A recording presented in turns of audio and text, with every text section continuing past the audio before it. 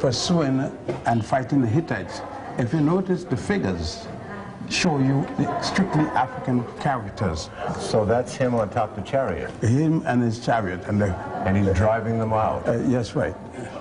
That's Ramesses slaying one of the enemies. And he wouldn't be slaying an ordinary soldier. He's slaying either the mayor or the king, but wouldn't be shown slain because his men killed the regular men. Who was he killing, though? The Hittites. The Hittites. Hittites. And who were the Hittites? The Hittites are people from Asia. All right. And there he is again. That's right. And notice, waging war. That's right. Now, and there he is wearing a suit with a penis cup, by the way.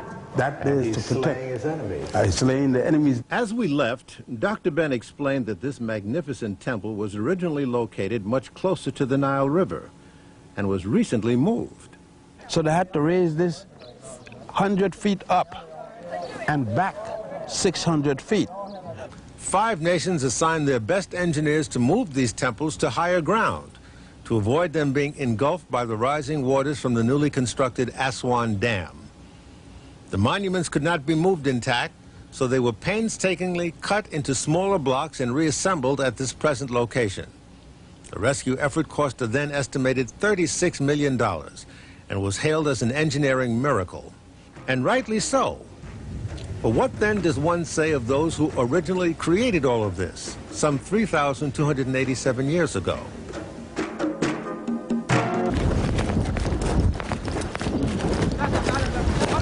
And this is the temple of Nefertari. The second.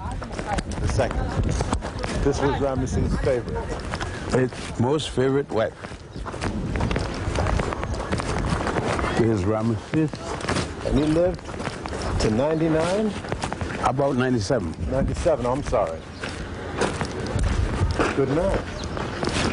Yes, I think he was that. Now this is Ramesses again. This is Ramesses. That's a goddess. That's Hathor. Hathor, I can tell by the horns. That's Nefertari. And see the graffiti there too. The mark of graffiti and them all over.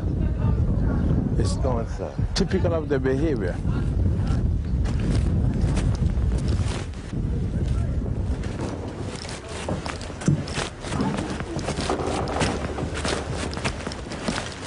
What do we have in here, Dr. Ben, on this wall?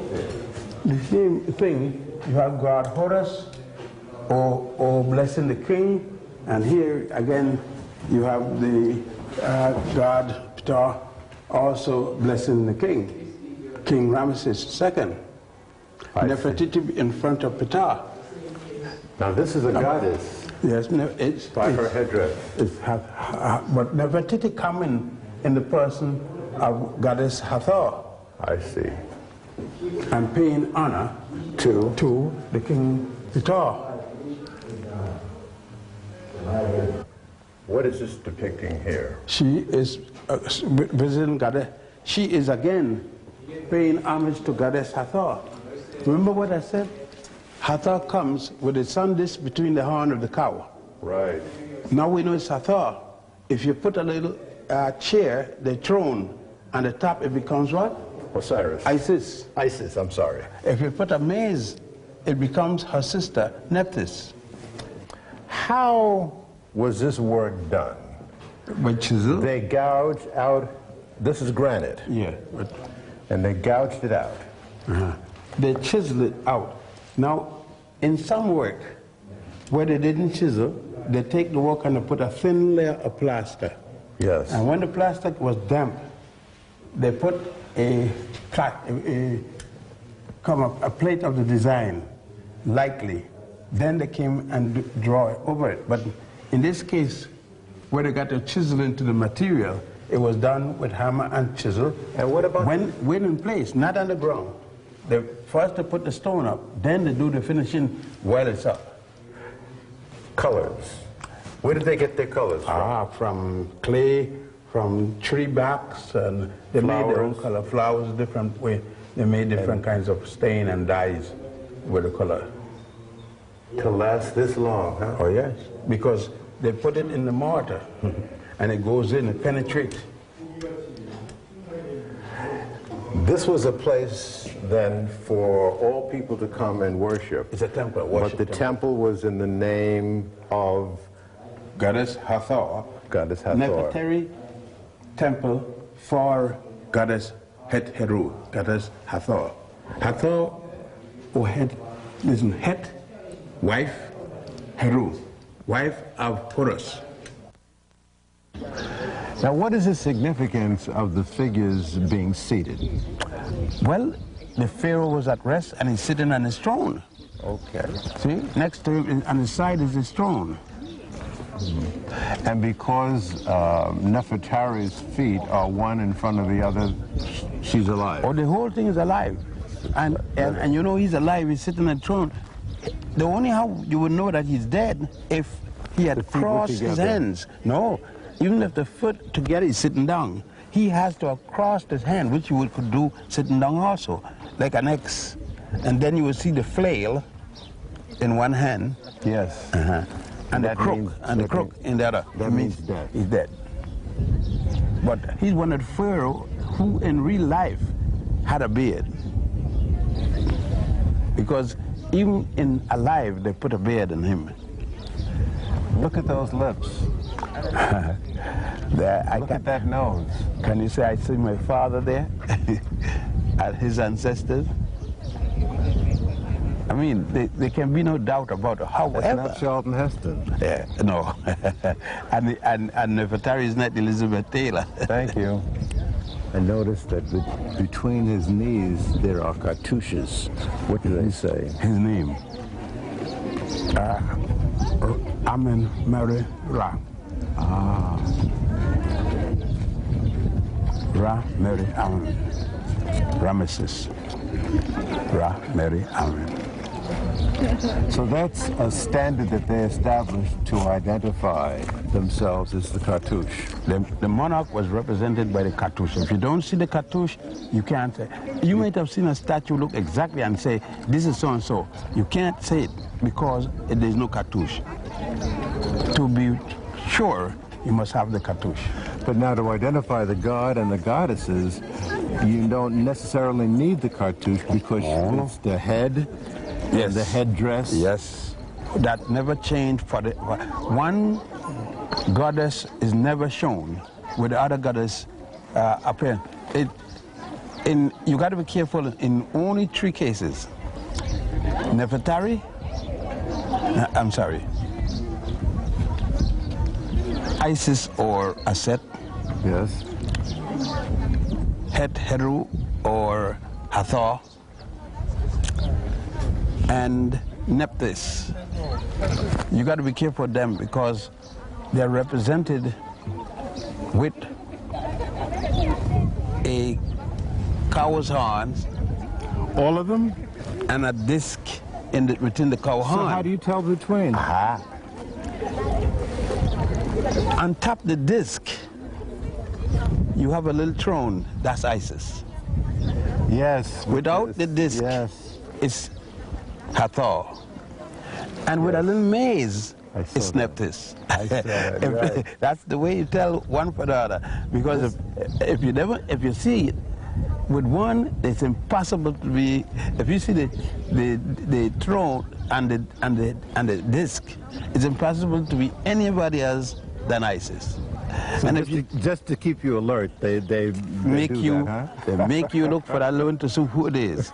Abu Simbel early enough to visit another temple that had been rescued from the rising waters created by the dam, the temple at Philae. What god is this temple honoring? Maybe more so goddess. Goddess. Goddess Aset or Ast, otherwise called Isis. Isis is the sister of her husband, god Asaru, Asar, otherwise called Osiris. When was this built and under whose dynastic reign?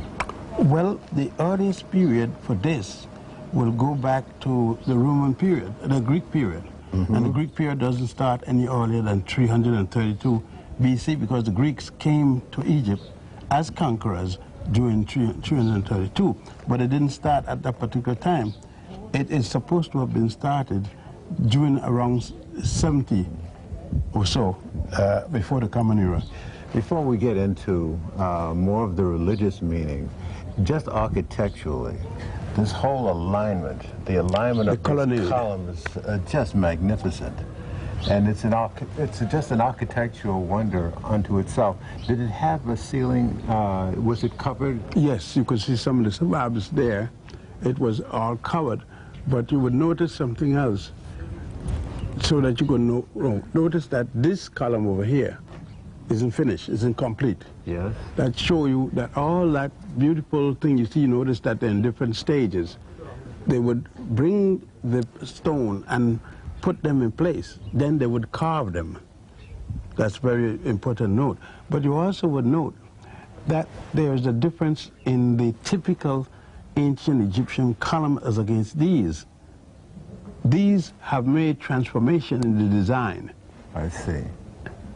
And whereas you would see, these are multiplicity of design concepts in there, and as you go up, you see the difference in change.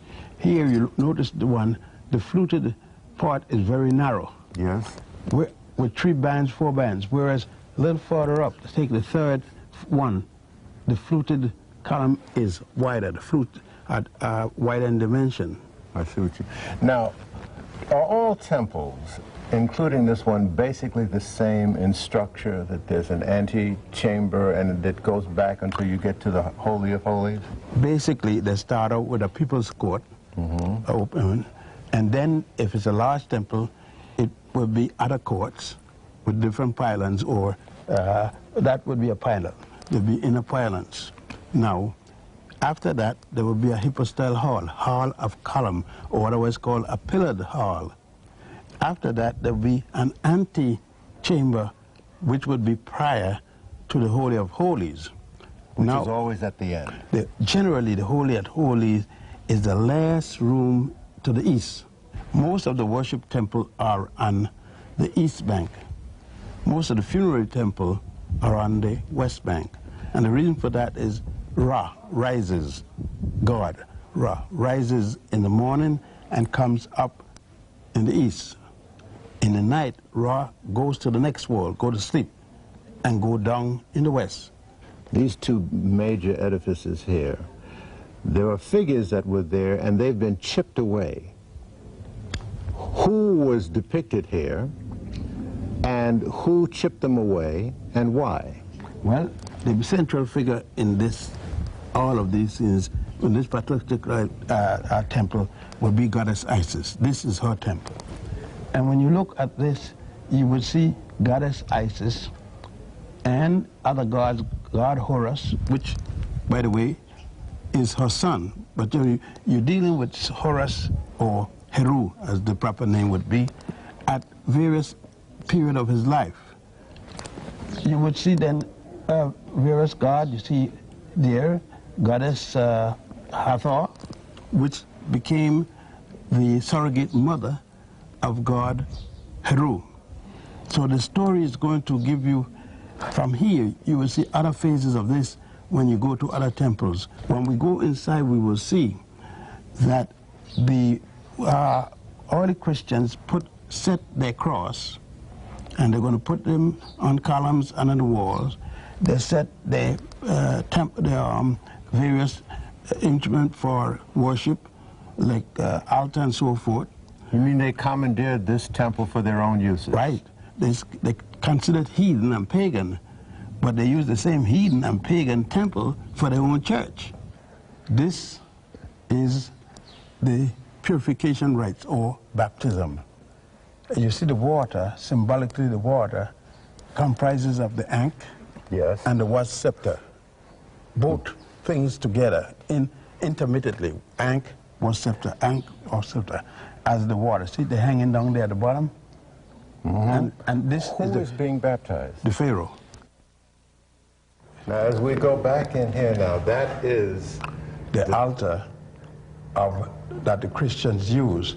The original altar that the ancient Egyptian used, that has gone. But it was in that room that was known as the Holy of Holies. Holy of Holies, or the sanctuary. And that was... Only the high priest. In a sense, then, that was violated. Oh, yes. Oh, yes. That is the most sacred part of the temple. Our tour was now in full stride as we left Aswan and headed north, that's down the Nile, toward the city of Luxor with all its many important temples, as you will see in our next special edition. Or Egypt. Affectionately known as Dr. Ben. We began in Cairo, seeing the great pyramids at Giza. And then we came south, saw the majestic temples at Abu Simbel. And in Aswan, we visited the Philae Temple out in the middle of the Nile. Dr. Ben explained to us some of the writings on the temple walls.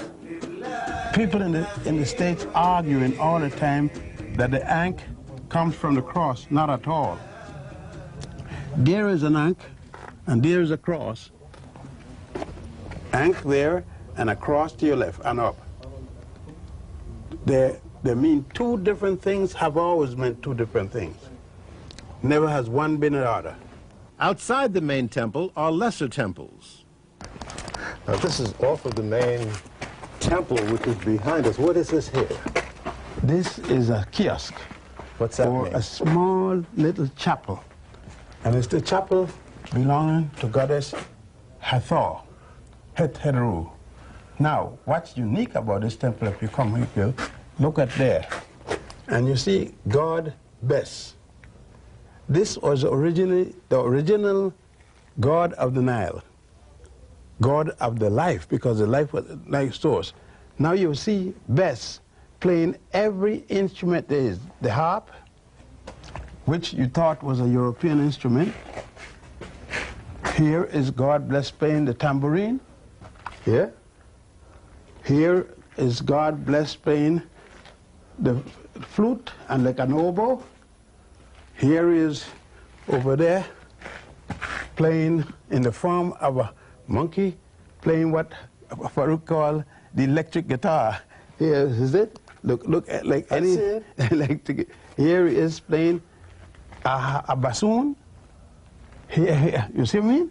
He's playing all the major instruments that you thought were European. Why you say that? I knew this a long time ago. Yeah, but I just want to refresh your memory. The back of this lesser temple looks out on a lake created by the building of a dam, which would have engulfed the temple had it not been disassembled and moved to this higher ground. These are the remnants that they took out from that old site. Yes. And sooner or later, they're going to be restored somewhere here. Here. These remnants are going here. Build this temple here. They got 5,000 another island, which they will also bring here as money come available. You know something? What I noticed here, there's some colors there. Yes. Of red and blue. Right. Right towards the top. And the back, yes. You mean to tell Some me of the that they were original. that brilliant blue color? And remember now, Right up here towards the top yes, of this? Yes. And remember that some down by that low roof there too. Yeah. And remember some here in different places. But remember, this was mostly underwater all year round. We boarded a launch across the Nile to meet our bus to go to Luxor. We saw a hotel that was in business during British rule. Dr. Ben was barred from staying here at that time. And then we were on our way to historic Luxor, with stops along the way at two important temples laden with information, as you will see. This is a temple of Komombo, the double temple of the crocodile-headed god Subik and the falcon-headed god Haroes. When was this built and who built it? This was originally a temple before the Roman period and the Greek period. However, when the Greeks came as conquerors, they ordered a temple be built here, and this also called the Greek period, and that was done by the Ptolemies. Is this the same concept in all the temples that you go back into different?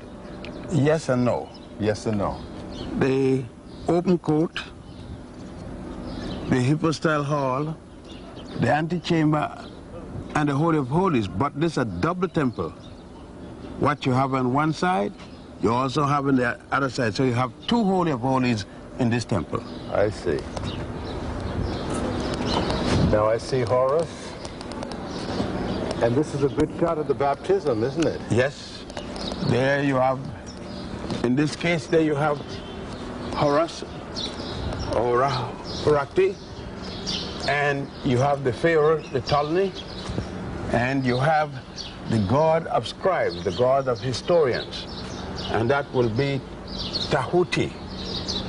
The Greeks call him Thoth. Are these original colors here? Oh, those are some of the originals. That goes back to the original. Boy, this must have been just gorgeous. Oh, yes. Oh, yes. This is the purification rites, or baptism of the Pharaoh. This is the god Tahuti, sometimes called Thoth if you're using from the Greek way. He is holding the jar, the goblet, with the holy water, and on the opposite side is Haroes, holding another. They're pouring the holy water over the Pharaoh. Which Pharaoh? This is Ptolemy 11th, or Ptolemy 12th. You notice that the holy water is made up of Ankh and was scepter. Ankh was scepter, Ankh was scepter. The Ankh is the key of life, the symbol of the key of life. The was scepter is the highest authority of the king. So baptism didn't take place when you were an infant? Oh, no. Well, baptism goes back for thousands of years, long before the story of Jesus and John the Baptist. But contrary to the way we've been taught to think of baptism, it took place when you were grown. Oh, yes. What's it the next? The next is the preparation of the coronation scene with the putting of the crown on the Pharaoh's head. And here you have the god Nith and goddess putting the goddesses, Nith another one, putting the crown on the king's head. And Horus, witness it. Horus is carrying the was scepter. You remember you just saw the was scepter in the thing? This is the highest authority, the was scepter. And you can see that's Horus because it's the head of the falcon. He's carrying the head of the falcon on the head, on the disc of god Ra on the head. And here you have Goddess Hathor and the queen Cleopatra. This is Cleopatra. Cleopatra. One of the better image of her that you would see. It's not too much like Liz Taylor, though. Oh, no, not at all. And the hair? No, not at all. That is actually, you could see coarse hair, curl up. And then here's God Horus again. Over on the right, Yes. Haroes, in this case. Dr. Ben, what is this? This is an ancient calendar of the times when they was based upon the lunar calendar. If you would notice, it is based upon the moon and then the sun. For instance, 1, 2, 3, 4, 4 and 4 is 8, the month, 8th month. This would be 2, 4, 5, the 5th month. The 4th, see, 4th, 5th, 6th, 7th, 8th, 9th, 10th month. See, the 11th month, and so forth. So that you know what year it was, what month. Did they have the 365-day? 365 and a quarter day, corrected each 4th year. But they had a 13-month calendar. There was 12 months of 30 days each, and 1 month of 5 days.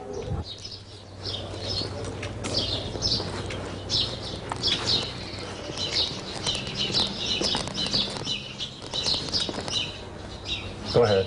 Here is another scene. This is very important because it shows the Pharaoh paying homage to Goddess Isis, or Goddess Aset, sitting on the bird chair. What do you mean? Birth chair? What do you mean? This is how deliveries were made from a stool like that? Right. And if you notice her breast, that it's full. Yes. Full of lactation for when she has a baby. And notice again that the stomach is large, showing that she's pregnant. But equally, you notice they were prepared just in the event that she had any trouble. Here is the surgical instrument. If she had run into trouble. All these surgical scissors? Scissors, the knives, the scalpel.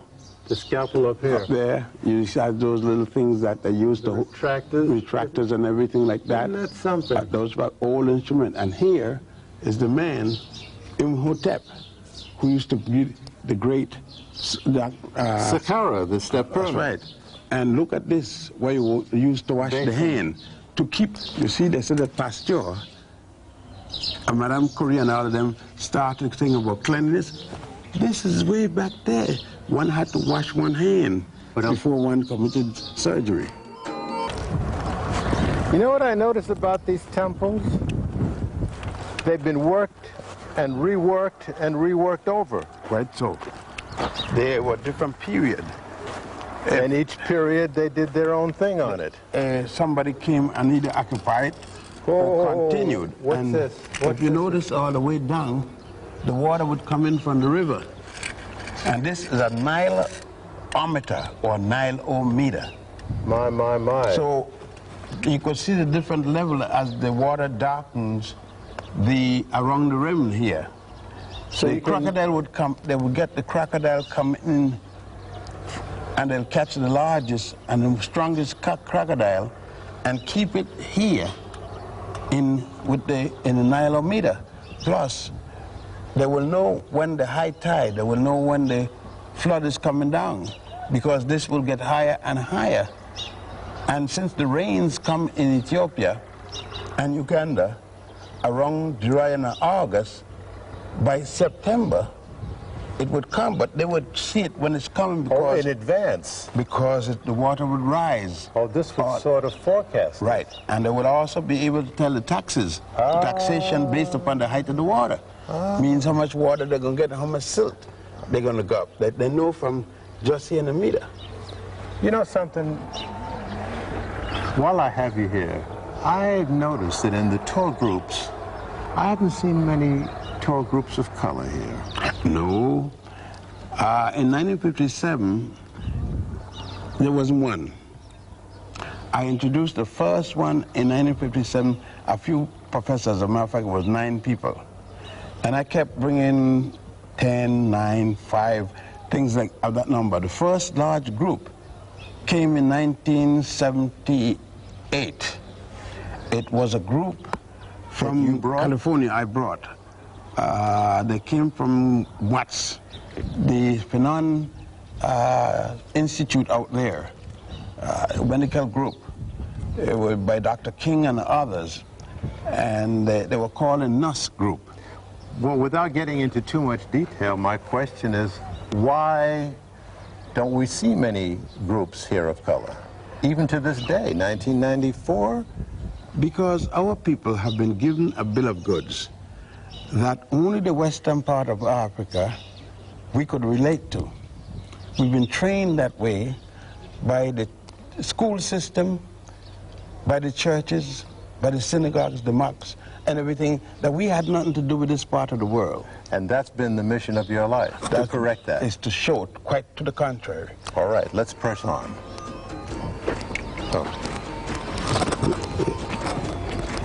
Our next stop was at the huge temple at Edfu. This is the big one.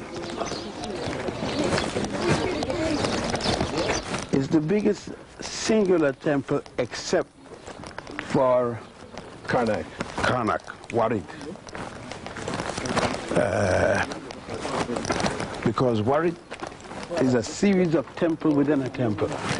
How many pharaohs added and were involved with this temple? 8. 8? That's all? That's all. Ramesses had his hand in here. Oh yes, everywhere. Mm-hmm.